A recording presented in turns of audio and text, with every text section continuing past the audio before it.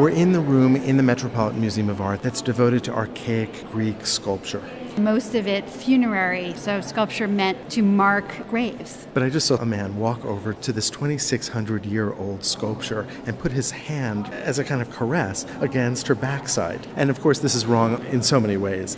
But what happened is, for him, 2,600 years collapsed. That sculpture was this sensuous female figure. That man walking through the Met felt something that the ancient Greeks felt when they made these sculptures. They were a lot of other things, but they were also deeply sensual. We came into this room to look at a Kouros, a funerary sculpture of a young man. It's a life-size marble. And we should say a nude young man, because as we've just learned, although the female figure is clothed, and when the Greeks made these, the female figures were clothed and the male figures were nude, both were equally sensual.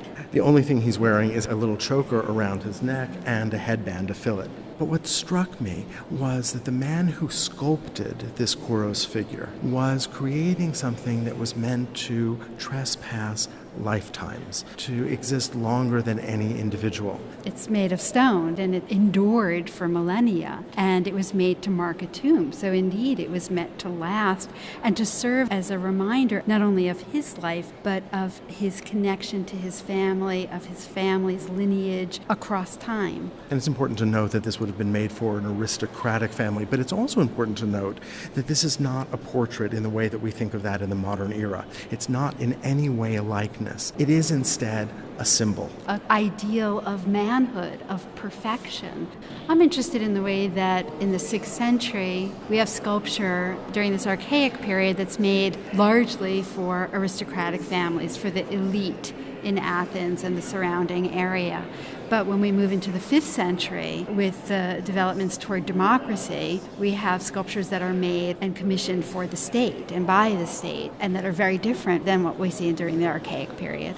This early Greek image, so clearly dependent on the ancient Egyptians. We could go through the ancient Egyptian galleries and see figures very much like this, usually they're wearing a loincloth or some kind of clothing, representing the pharaoh, representing the kings of Egypt. But there's a real distinction here, which is that this figure is cut away from the stone. The stone between his legs is removed. There is no stone backing. He stands upright in this gallery in the middle of the room, completely unaided by anything but his own two legs, and there is a kind of extraordinary autonomy that results. Well, autonomy and so much more, because when the Egyptians embedded that figure in the stone, they gave it a sense of transcendence, of timelessness, of being godlike in some way. But by freeing the figure from the stone, we immediately have a sense of him being much more like us, much more human. Existing in our space. Exactly, and moving into our space, striding forward.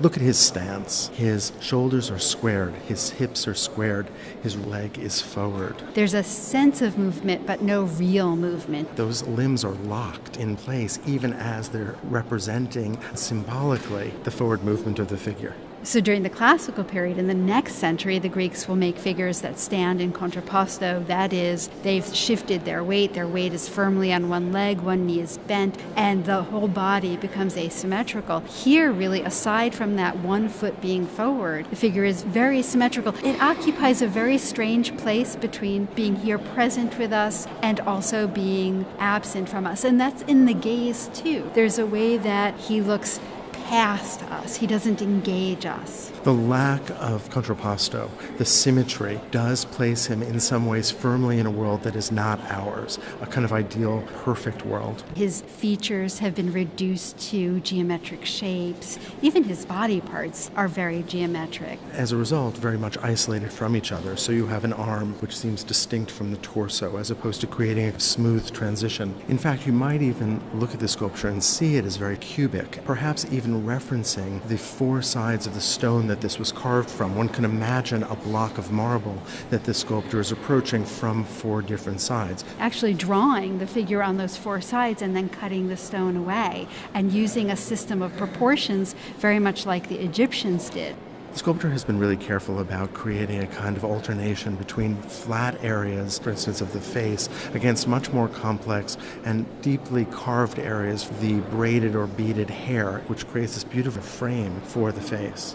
Now, this is a huge block of stone. It weighs about 2,000 pounds. It's about a ton of stone that remains. It really is a tremendous feat, being able to create a sculpture that is balanced and support it on essentially two narrow ankles. Without falling over. But you'll notice that the sculptor has left a little bit of a bridge between the clenched fists at his side and his hips to help support those arms, because if they were free hanging, they would be too fragile. And even so, you can see that this sculpture is 2,600 years old, and it was obviously put back together by the museum over time. It broke, and it's always interesting to look for that and to notice what may be a reconstruction and what's original, although here I think everything that we're seeing is original.